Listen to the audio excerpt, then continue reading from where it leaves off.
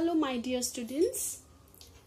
Today we are going to begin with our second chapter, that is our environment.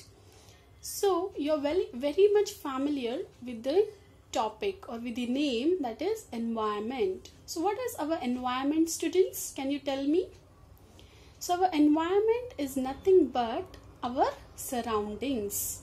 So in a general term, we call our environment as our surroundings. So what all things come in our surroundings? Our surrounding is built up of so many things: forest, wildlife, resources, minerals, then air, water, land, rivers, plateaus, isn't it? So our environment is a big environment. It consists of surroundings where the biotic and abiotic components are involved, isn't it?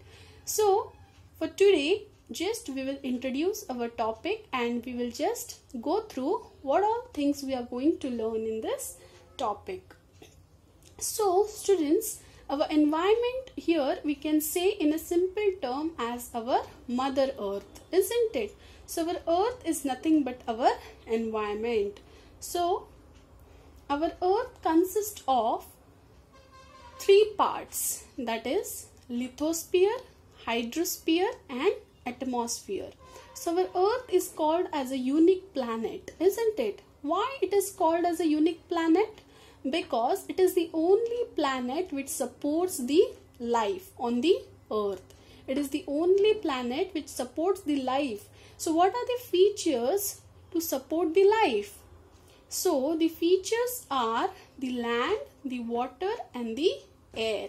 So basically our earth is divided into three parts, that is lithosphere, which is associated with land, hydrosphere, which is associated with water, and atmosphere, which is associated with air. Again hydrosphere, that is water, it is again divided as biosphere, ecosystem. Ecosystem is again divided into food chain, ecological pyramids and biological magnification. Then ecosystem is further divided as food web. So these are the different factors to be studied in this topic.